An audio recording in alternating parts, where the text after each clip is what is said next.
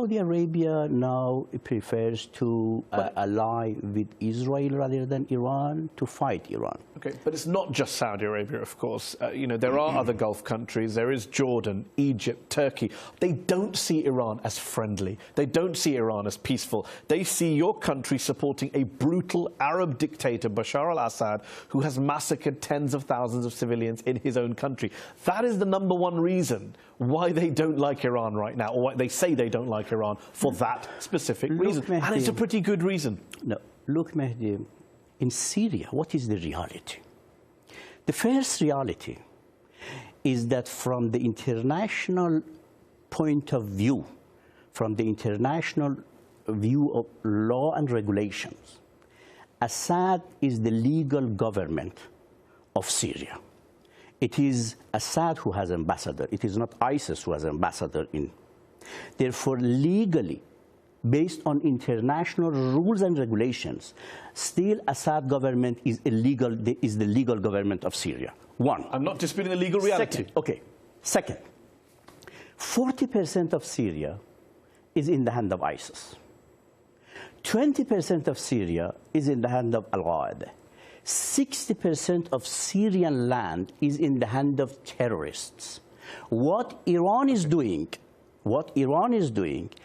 based on the request and invitation of the legal government in Syria, Iran is supporting the Syrian government, Syrian army, to fight terrorists in... Okay, but that's an Assad strategy. Say everyone who's against him is a terrorist. No. You know full well that there are Syrian opposition groups who are not terrorists, who are not quote-unquote jihadists. What internationally is accepted, everyone, including the US.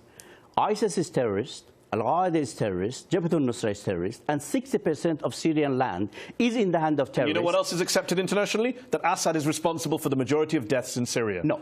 That is accepted internationally. It is not United Nations Security Council decision or a statement. I think you'll find... Never. It is not. It is the US... The United Nations Secretary General, Ban Ki-moon, the former UN Secretary, talked about Assad committing war crimes, starving people. Hold on. He never Perhaps the Iranians weren't listening when he said that. No. Did he not say? Did he not say that starvation was a war crime and being used as a tool? The United Nations Security Council resolution is the base. The United Nations Security Council resolution is the base.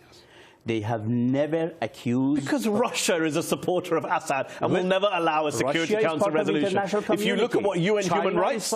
Hold on. If you look at what UN... If you look at the UN human rights reports, you look at UN rapporteurs, UN special envoys, they have all leveled very serious accusations against the Assad government. For you to deny that is absurd. No, hold on. The reason too many people, Syrians, have been killed is not because of Assad, is because the other countries recruited tens of thousands of terrorists from all over the world, from Chechnya to US to Europe, from Yemen, Saudi Arabia. Hold on. I've interviewed Syrian opposition people on the show and I've asked them about that. I'm asking you about Iran. You very cleverly deflected away from it. Iran is supporting a government which is killing civilians. Iran is providing weapons, arms, money. It is sending in militias to kill civilians. This is what Amnesty says. This is what Human Rights Watch says. Are they all making it up? Look. Are they all making it up, in your view? If you agree the Syrian government is a legal government, is the legal government of Syria. The government of North Korea is also legal. So what? We're talking about war crimes being committed against your own people. Just because you're a legal government. Can you tell me then what Saudi Arabia army is doing in Bahrain?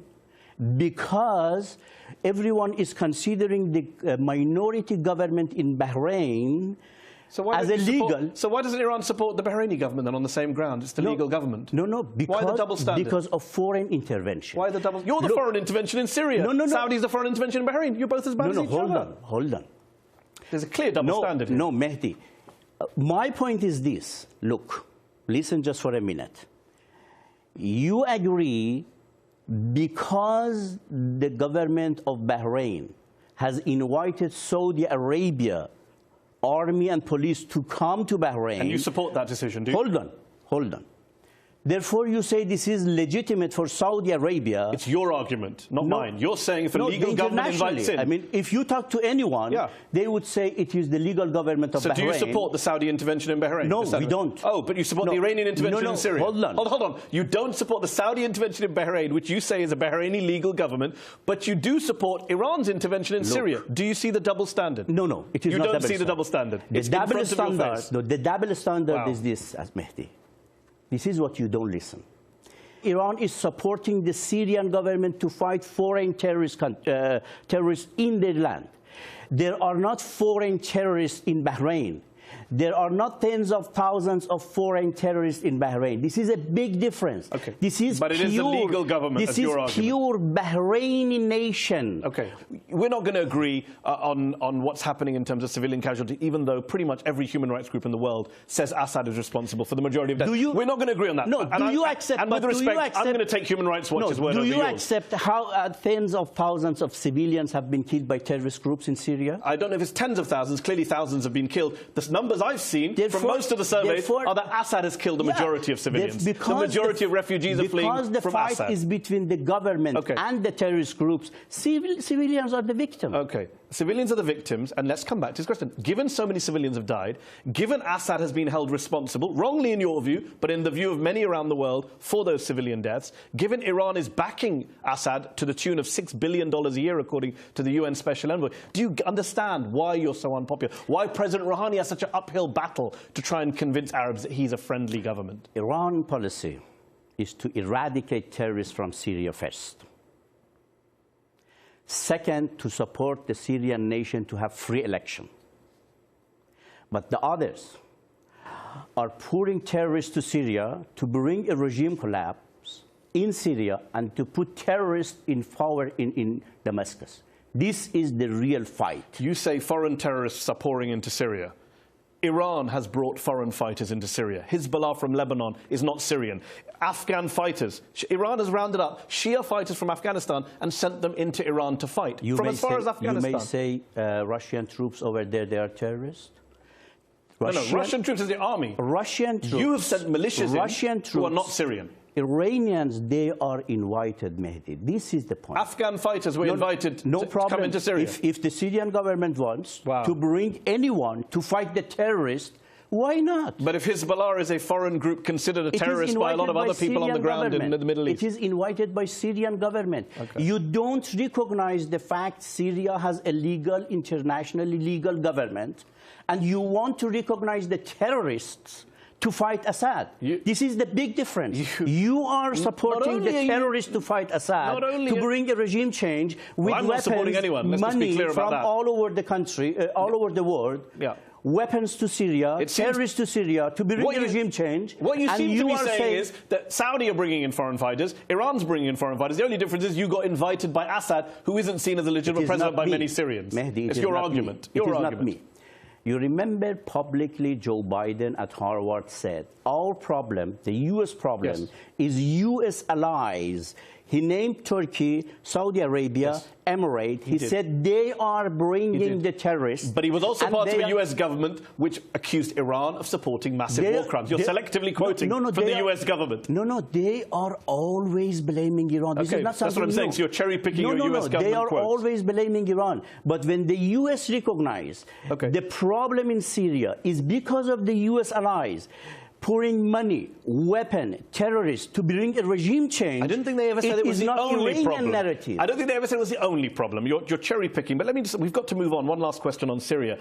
You say that Iran is in Syria only to fight against foreign terrorists. That's your aim. The Syrian opposition, I interviewed Basma Kudmani, who's a spokesperson for the Syrian opposition. They say that moderate Syrian rebels will never be able to defeat al-Qaeda and ISIL. They're fighting against al-Qaeda and ISIL, losing a lot of their people fighting against al-Qaeda and ISIL.